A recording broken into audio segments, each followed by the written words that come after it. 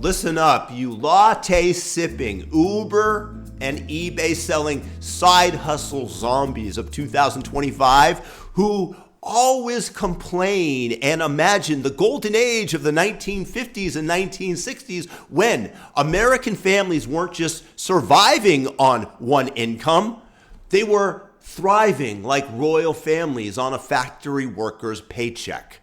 Picture this. Dad clocks out at the steel mill, pockets $100 a week. That, by the way, is like $1,000 today. And boom, mortgage, station wagon, TV dinners, and a Hawaiian vacation for the whole clan. Mom? Well, she gets a cushy gig. Homemaker, which sounds like a scam, but was basically a full-time CEO position of the household empire with zero daycare invoices or Zoom PTA meetings. And today's Zoomers scream unfair and ask, rightfully, what type of black magic sorcery enabled this?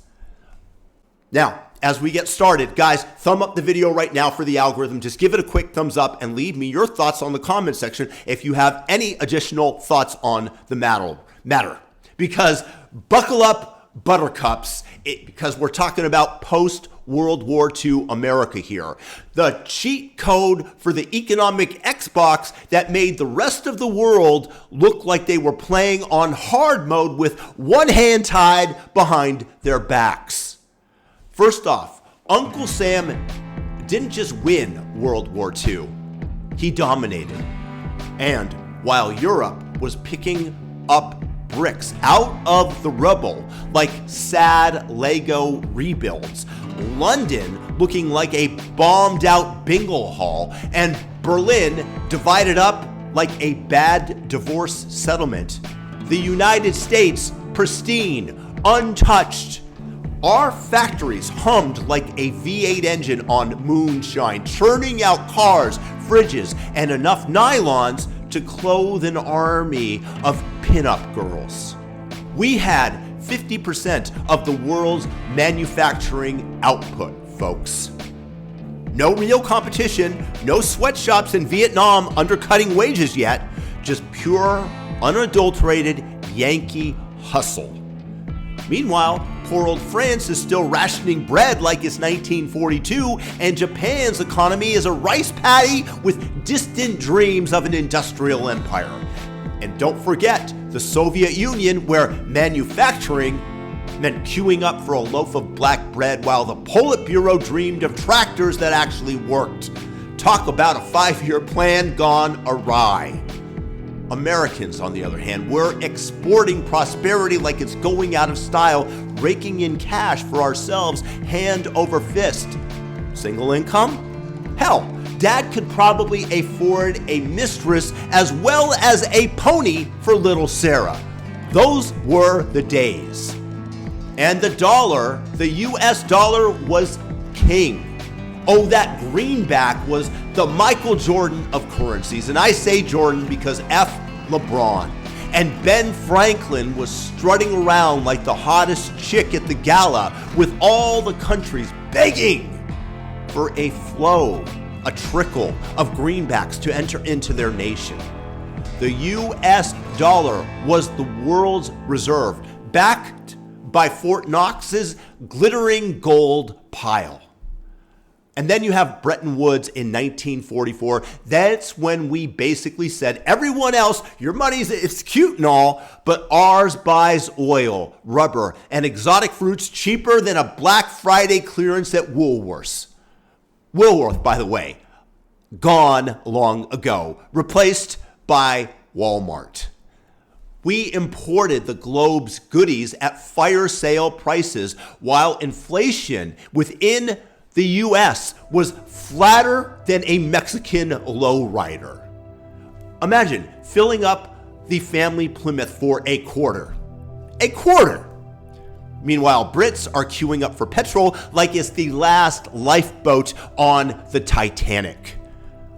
The U.S., a year's paycheck buys you a split-level ranch house in the suburbs for pocket change. Median price In 1955, $8,000 against a family average income of $5,000. That's a 1.6x affordability ratio. Thank you to the math nerds who did this calculation for me. Today, good luck with your 400K shoebox condo on a barista's wage. I do hope that you enjoy subsisting on top ramen with a side of existential dread. But wait, it gets funnier. We had unions thicker than a milkshake at a 50s soda fountain, haggling for pensions, for overtime, and cost of living bumps that kept wages climbing faster than Elvis's sideburns. And they had no global competition, so because of this, they got nearly everything that they asked for. The U.S. government was using their dollar wealth and high taxes to fund highways, vastly increasing productivity, commerce, and lowering the cost for the nation as a whole, as well as investing in schools and the GI Bill for college, for vets coming back from World War II or Korea, enabled them to have children that could major in not flipping burgers. Meanwhile, over in Australia, our sunburnt cousins down under, they're herding sheep on dirt bikes while we're building the interstate system like Roman roads on steroids, turning every suburb into a shopper's paradise with the ability to get the goods there. Meanwhile, over in Europe, they're too busy rebuilding, putting all their energy on making sure the basics of life, like a roof over your head and access to some food, returned as quickly as possible. The US had a massive lead, is what I'm saying. And for us, our essentials, they were dirt cheap. College tuition was $200 a year. A doctor visit, $5, no co-pay drama. Groceries, a week's worth for $20, including Jell-O salads that jiggled like patriotic fervor. No endless Apple subscriptions to cancel. No Uber Eats regrets. Just simple joys like a Philco TV blaring I Love Lucy, while the kids build forts from appliance boxes that cost less than your monthly Netflix subscription. Compare that to the global sad sack parade. Italy's family squeezing into a Fiat 500 like human Tetris, like it was a clown car scraping by on pasta and prayers to the Almighty. West Germany's economic miracle? Cute, but they're still wearing hand-me-down uniforms while we're cruising in tail-finned Cadillacs. And over in Brazil, forget it.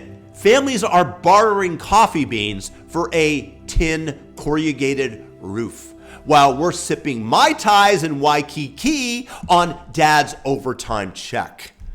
We weren't just ahead, we were lapping the field, fueled by cheap oil, innovation booms, king dollar, and industrial base that was the envy of the entire planet. Also, for the record, housing, it might have been cheap, but the average family home size was 900 square feet, less than half of the modern day average of 2,000 square feet. And the rooms, they were tiny. People were packed in like sardines, so it's not exactly like they were living in luxury. But that was the norm back then that was readily accepted. It's really difficult to overstate that. It's not an apples to apples comparison with what you have today. You could go back and live in that golden age, and it would take a good deal of adjustment for you, for your friends. Like trading your walk-in closet for a coat rack and your Starbucks for Sanka instant coffee. And yeah, do you think the rest of the world was afforded the same luxuries at the time? No. U.S. citizens had all the advantages post-World War II. If you're going anywhere else on the planet, you're struggling mightily to get by. And today, much of the manufacturing base once housed in the USA, in order to stay competitive with the global order, has been exported to foreign lands, with foreign workers dreaming of obtaining 1/4 of the United States' current standard of living. And I can tell you that as somebody who lives in Southeast Asia, and when I drive around Cambodia, you can still find cattle cars. I mean cattle cars filled to the brim with factory workers that are transporting them to the garment factory back and forth from their worker accommodations, which do not come close to rivaling the 1950s house and small rooms in the United States. And a decade ago, I was in Cambodia, and these people were earning $100 a month for full-time 6-day-a-week overtime in the U.S. work. $100 a month, and the corporations brought in strike breakers when the workers demanded an extra $5 a month each, which is why, I hate to tell you, the prices in America for such garments remain cheap.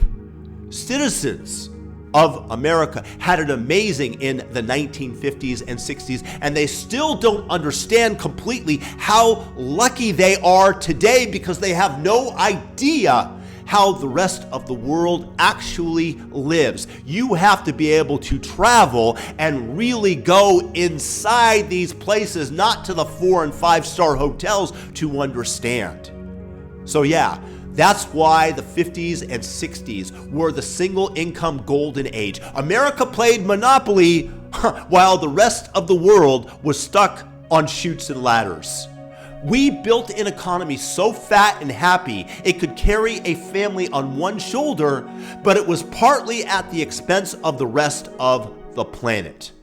Today, we're all hamsters on the dual income wheel, chasing avocados that we can't afford, and the rest of the planet is still way behind us, as I stated. But catching up, they are, whether we like it or not. So, rant over. Now go hug your overpriced Keurig, your $1,200 iPhone, while you sit in your palatial room with a flat screen TV on the wall. And remember, Elvis Presley himself, the king, had access to none of this. And remember that before you discount the present and glamorize the distant past. Unless you're cool with swapping your AirPods for a rotary phone and your DoorDash for a can of Spam.